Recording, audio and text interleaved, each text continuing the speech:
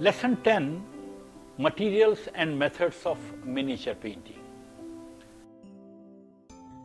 You see, miniature painting has had a long tradition in our country, and we should be well aware of what miniature painting is. Miniature does not mean the format, it's not with the size. A miniature painting could be as big as this or even much bigger. I have seen the miniature paintings of even 10 feet in the size, in the width. Miniature painting means there has been a tradition which came from Persia, Mughals introduced, and it became very common in Rajasthan and spread in Pahadi hills of India, northern hills of India. And this miniature school of painting means there is a too intricate work. The artist does such an intricate work, he creates the chiaroscuro or the modeling of the figure with dots, which is known as pardas. He uses light and shade. But mainly this kind of painting is based on the line. It is completely linear. Even if an artist is trying to create a model in the modeling in the head, or he wants to make the arms round or body round, then he would use the method of creating the light and shade through the point of the brush. So the main character of miniature painting is that our paintings, our tradition allows the brush to be handled from the point. From the point you do either pointillism kind of thing, or you draw the line. Through that you fill up the entire painting. Whereas in Western painting, it has been the body. They would use the body of the brush, not the point of the brush, and with the body of the brush they apply color like this. The way, our painters paint the walls, etc. They use the brush like this. A miniature painter would never use the brush like this. He would never use the body of the brush. He would use the point of the brush. Now we come to paper. See, in Rajasthan, paper came with Mughals, and Rajasthani artists, it starts from 16th century. Much earlier we have few works which historians claim from 15th century, but I'm not convinced, and people do not talk of it. Most scholars, Indians or Western scholars, they always say that the paper was used after Mughals in Rajasthan. So, Mughals brought a tradition of paper making, and we still have in Rajasthan, near Jaipur and near Udaipur. Near Udaipur there is a place Ghosunda, and near Jaipur there is a place Sanganer. These are the two places where the paper for miniature painting is still being prepared. This paper is like this.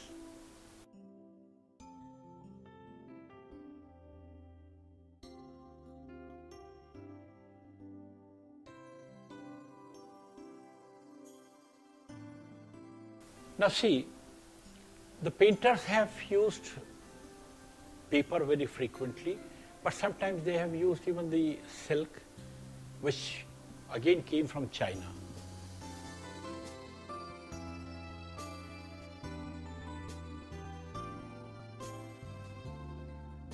The silk was not very common in our paintings, but cloth was common, because with Mughals, yes, cloth paintings were sometimes used. Paper has been largely used.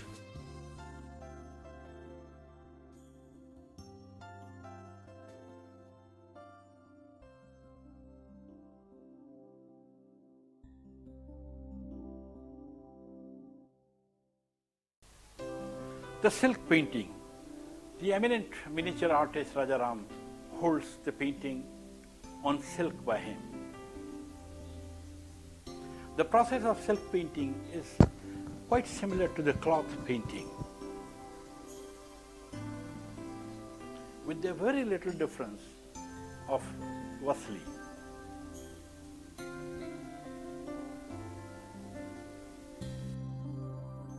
Brushes.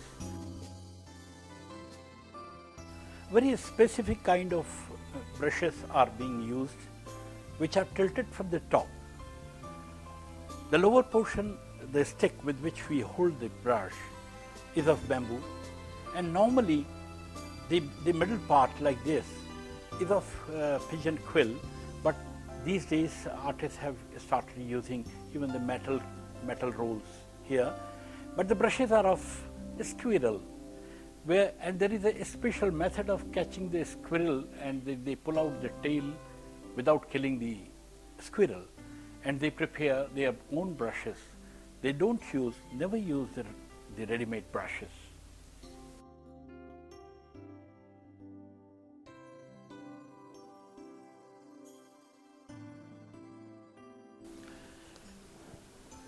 Now we talk about colors employed into these miniature paintings.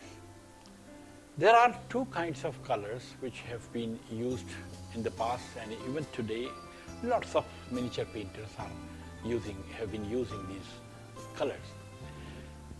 One kind of colors are mineral colors, and another kind of colors are the natural colors or natural dyes. In major, they have been using mineral colors. Sometimes, we have natural dyes like neil. Now, neil was grown in Afghanistan or in the distant part of Persia, etc. So it was imported from that side. It came. So is the mercury oxide, the sindoor, that has been borrowed from the other areas of Persia, etc. But in major, we have been using the burnt sienna color, which is red oxide. We have been using khadiya, which is white gypsum. Then we have been using black, the kajal, the black powder. Out of burning the lamps, we prepare this black color. Similarly, we use yellow color, yellow oxide. Then there are few processes of preparing few colors also. For example, there is one yellow, chrome yellow color, which is known as pyawdi. Now, there is a very long process of preparing pyawdi. A cow is fed with mango leaves when, in the March and end of March, in the beginning of March, we have the new leaves on the mango leaves. These new leaves are being picked up, and it is being fed to the cow. And they put a layer of yellow clay on a cloth, and this cloth is being put on a pot. And the urine of the cow is being taken next day onto it, and it passes through yellow clay into the pot. And that pot later on is that urine is being boiled, and they boil it to the extent that it turns into a solid, and then it is left to dry. That is the pyawdi process. It's a very tedious process, because in most of the times the urine gets spoiled and you don't get the color of your intensity. Stone color. There are 6-7 kinds of stones through which we get red, we get green, we get yellow. So these stones are equally important. And there is a very, very tedious process of preparing these stone colors. You take the stone, rub it on the stone for a few days, and the liquid that passes there, and it is a very slow process. You have to rub it very slowly, you can't make hurry. Stone is really hard, and you go on rubbing it with few drops of water, and then the liquid passes. Then you have to dry it. Then again you have to rub it with another stone. Then you filter it a few times, and the color is prepared. So that is the process of preparing the stone colors. And many miniature painters are still using the stone colors and mineral colors in their paintings. This color is a stone color which is known as Mudra Siddhi. It gives a tone of almost near yellow ochre, mainly used in the faces and hands of the human figures. This is being rubbed for days together, then the color comes out. This is, in English we call this a stone mention stone, but in Hindi we call it Narangi Bhata. This is again a very hard stone which is being rubbed on the ground with little drops of water, and when the color dries, it is ready to use.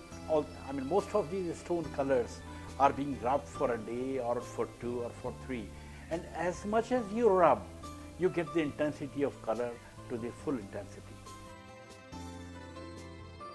This is a Singraf stone, and artists call it Hinglu. This is almost rose madder kind of color, which is again a stone color,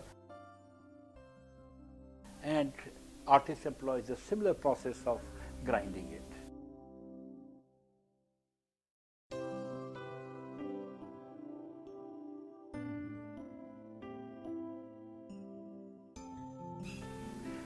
This color is known as Hartal, again a stone color, which gives you chrome yellow color.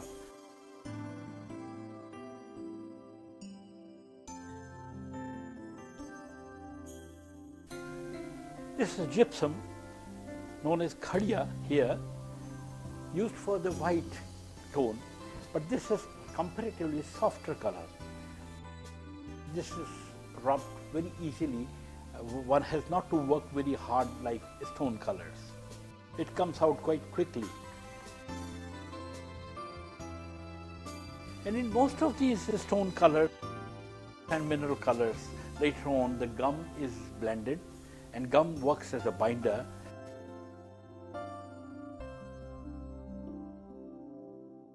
Here is another color. This is Neel, which we call in English indigo. Indigo is being grown on the trees, we have the plantation of indigo. During the Mughal times, it was brought from Persia and Afghanistan. Nowadays, it is quite much available even in the town, because it is being used in medicines as well. This gives us very close to the Persian color, Persian blue.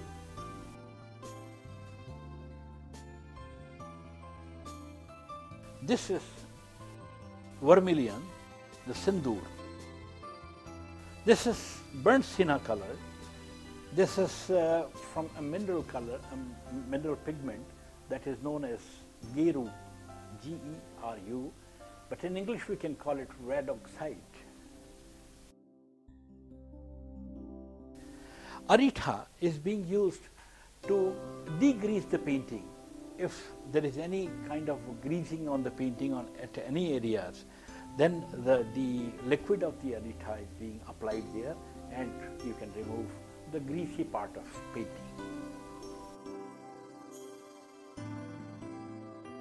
Rasod. If your color is very strong in saturation, then you can mix this particular stone color. This is known as rasod. Rasod is being blended with water after rubbing it, and then it could be applied on the painting to dull the colors, to reduce the hue of the color. This is gum arabica. Gum arabica is the main binder in miniature paintings. It might have been done on vasli, the paper, or the cloth, or on the silk. But this is the main binder being used in our country in tempera paintings. In India, we don't use the egg yolk color, or we don't go for any synthetic kind of binders.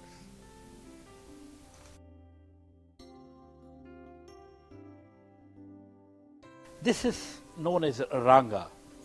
Ranga has got lead into it.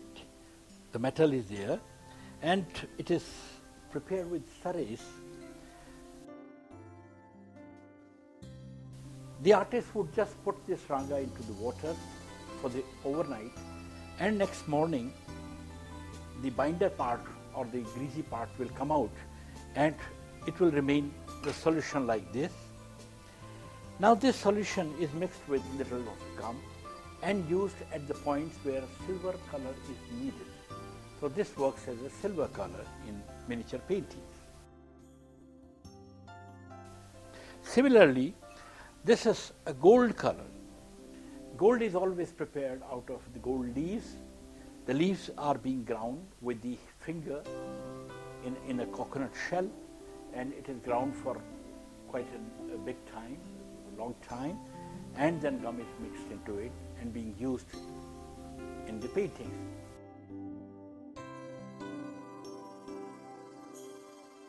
Hakik stone. Hakik stone. Hakik is the traditional name in Hindi or in Urdu. Basically, it is Urdu. But Hakik stone in English we can call it agate stone. Agate, A-G-A-T-E. Agate stone is being done highly polished, very highly polished, and it's so smooth. Now this is the agate stone.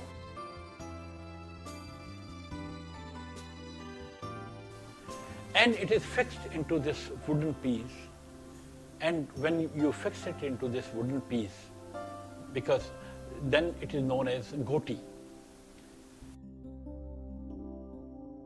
Goti means, in English we would say the burnisher. So it is being used to burnish the painting. You know what happens when we fill up the colors into different areas? The boundaries of your color areas are little up from the main surface. It gets little embossed. Now, if you would be using any line which will be crossing that particular area, will be stuck, and there will be too much of color will spread there. So, this color, this goti is being used to flatten those colors which have been imposed while we are filling up the color. The pigment should not be embossed, because sometimes you are using cross-hatching, you are using such thin lines which run over the forms, and when it overruns on the forms, if it is embossed, then it will be stuck. The color will be stuck and your painting will be spoiled. Lahi is prepared out of your wheat flour, very thin wheat flour, or they sometimes use even arrowroot for it. So this wheat flour is mixed with the water and boiled. So after boiling it, it becomes a lahi. The way we prepare halwa, but in halwa it is more thick. In lahi it is very, very, very loose.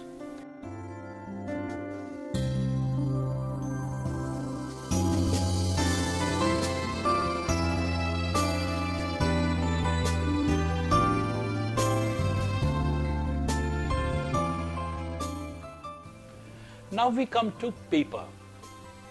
See, in Rajasthan, paper came with Mughals, and Rajasthani art is, it starts from 16th century. Much earlier, we have few works which historians claim from 15th century, but I'm not convinced, and people do not talk of it. Most scholars, Indians or Western scholars, they always say that the paper was used after Mughals in Rajasthan. So, Mughals brought a tradition of paper making, and we still have in Rajasthan, near Jaipur and near Udaipur. Near Udaipur there is a place Ghosunda, and near Jaipur there is a place Sanganer.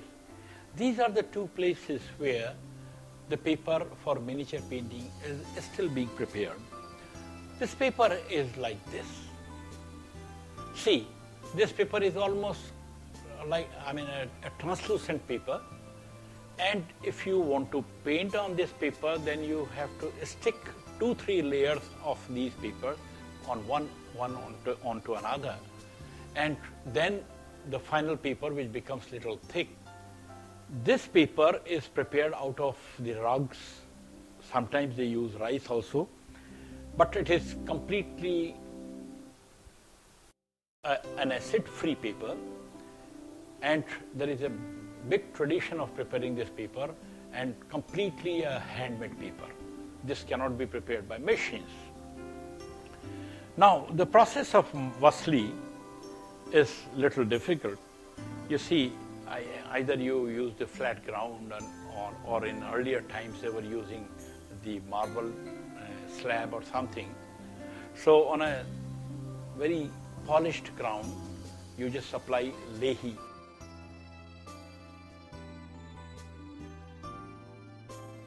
That loose Lahi is applied on the ground. See, this is applied on the ground.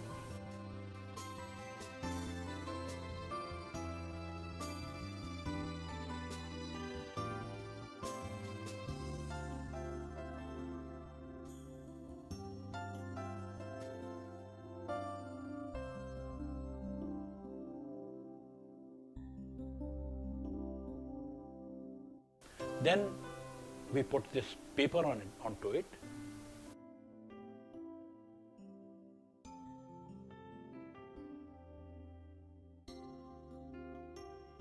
Reason of rubbing is that we are taking out all the air bubbles between two papers. More and more you burnish, more and more you apply Lahi and you rub it on the ground, the air bubbles are eliminated. Then we put another paper, same process is repeated. Now, after repeating such process, you have taken out the entire thing, all the bubbles have come out. Now you wipe out the upper part so cleanly and remove the entire Lahi, which is extra Lahi. Leave this for at least 3 to 4 hours to dry. When it is dry, you can take out this paper from the ground, and when this paper comes out, you cut it to your size you want and start doing your painting. The Vasli is ready. This is a pictorial surface on which miniature painters paint. You can watch there are 2 layers of paper. Sometimes they put even 3 layers of paper. It depends upon the artist who wants the thick paper. Sometimes they use even 3 papers. So, but the Vasli is ready. Sometimes they cut it to the sizes that they want. If the artist wants a smaller size, he'll cut it to a smaller size. Otherwise, they will cut it sharp to what is their main design. So painters paint on this Vasli. Likhai.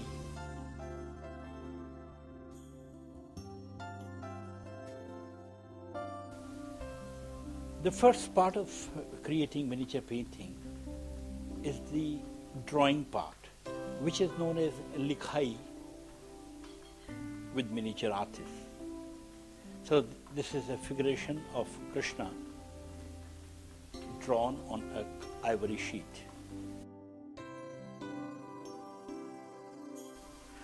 This is another example of a drawing, Likhai, of Srinathji,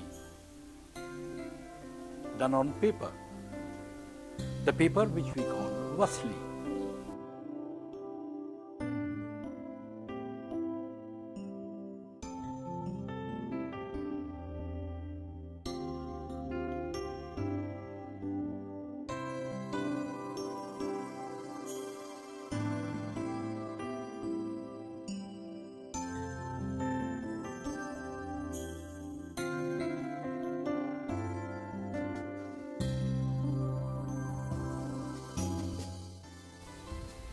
Mr. Rajaram, the eminent miniature artist, is on work in his studio.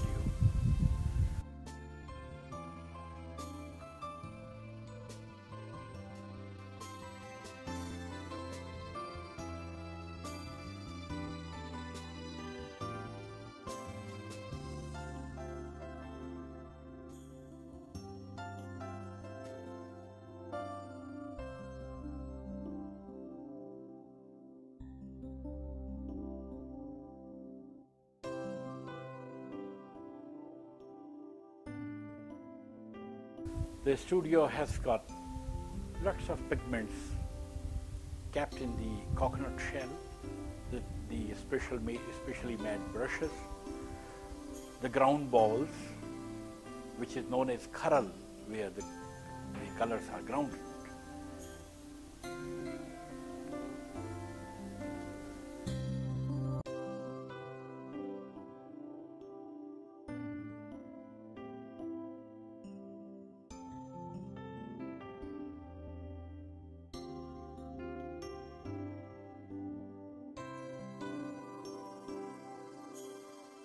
Now see, this is the first fill-up the artist has done.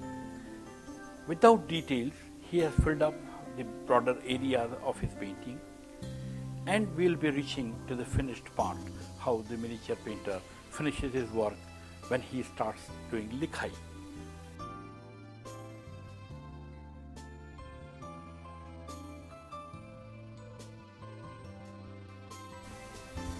The artist, a miniature artist, is on work on a cloth painting of Nathdwara style of painting.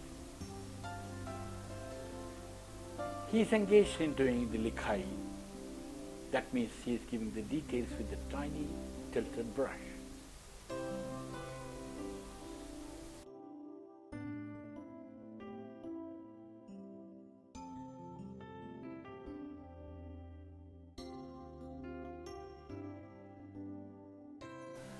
The artists have commendably used the gold color, and there is a wonderful process of preparing the gold color. When you use the gold color, you know, it comes in the brush just like other color, and you can draw, you can create even the outlines, you can fill it up, and when you finish it, it shines like gold. So the gold has been very much used in Rajasthani painting. Of course, it also came from Mughals. Now, they take a lot of gold leaves, put into this coconut shell, and rub it with their fingers with little gum. I mean, they understand how much gum is to be put. A few drops of gum with these leaves, and it is being rubbed and rubbed and rubbed and rubbed for a long time. And mind it, the person whose hands sweat, he cannot prepare this color, he is restricted. Anybody whose hands sweat, that will turn the entire gold color into dark grey color. It will be blackened. So, never allow a person to grind this color in the coconut shell whose hands sweat. And this is how the gold color is prepared. And it is again a hard process. And here is a finished product. It's a finished painting, beautifully done, of Shinaji with all delineations, very intricate working, detailed working with all softness.